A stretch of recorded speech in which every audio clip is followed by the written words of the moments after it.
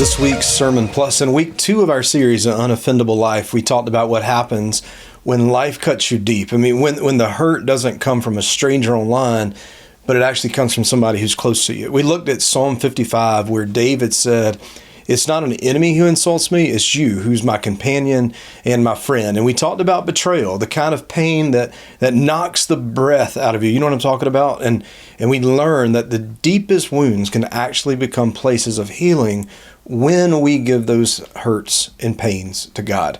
But here's the thing. Healing isn't a one-time event. It's a daily process. Just like your body needs regular care, your soul does too. So in today's Sermon Plus, what we're going to talk about is something I call emotional hygiene. That is keeping your heart clean before God. Now, most of us know what it means to keep good physical hygiene. I sure hope so, right? We shower, we brush our teeth, we wash our hands. But there's another kind of hygiene that's just as important. It's called emotional hygiene. It's what keeps your heart clean before God.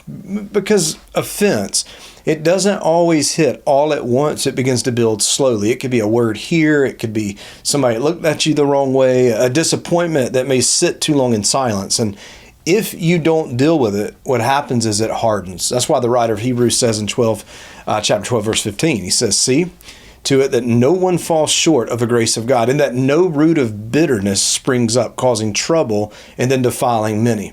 You see, bitterness doesn't start big. It starts buried, because offense is sneaky. It settles in like plaque on your heart.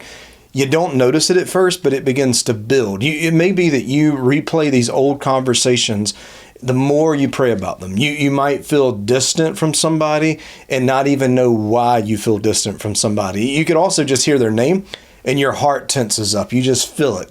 Those are the signs, not of anger, but of infection. David prayed in Psalm 139. He says, "Search me, God, and know my heart. Test me, know my concerns." That is emotional hygiene, inviting God to search what we would rather hide.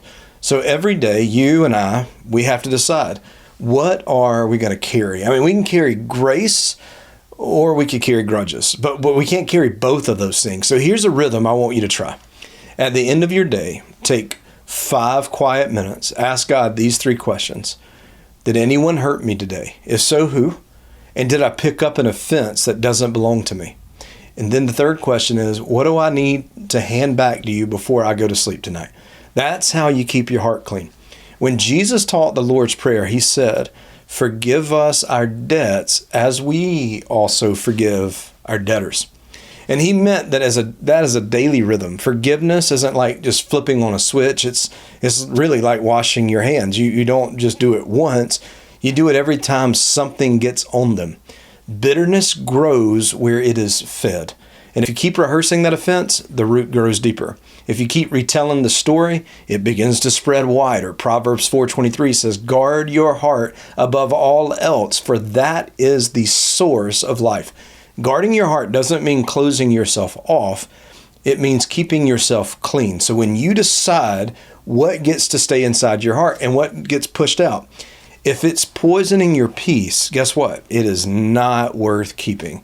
Because grace isn't a feeling, it's a discipline. So when you choose grace, you're choosing to live in liberty. It looks like maybe praying for the person who hurt you, even when you don't feel like it. It looks like refusing to replay that memory when it begins to surface. It might even look like remembering how much God has forgiven you. And when you practice grace long enough, something begins to happen. That same person who used to drain you stops having power over you. That's what healing feels like. Freedom doesn't come from pretending that it didn't hurt, but it does come from handing it to God over and over and over until the sting is gone.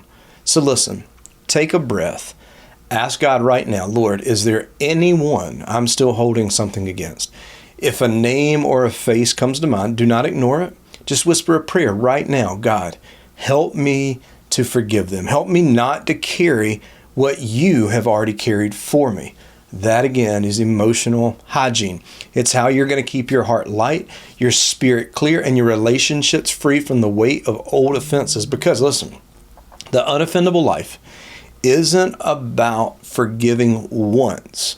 It's about staying clean in a world that just keeps on trying to make you dirty over and over again. So tonight, before you go to sleep, do your end of day offense check. 5 minutes, 3 questions, 1 honest prayer.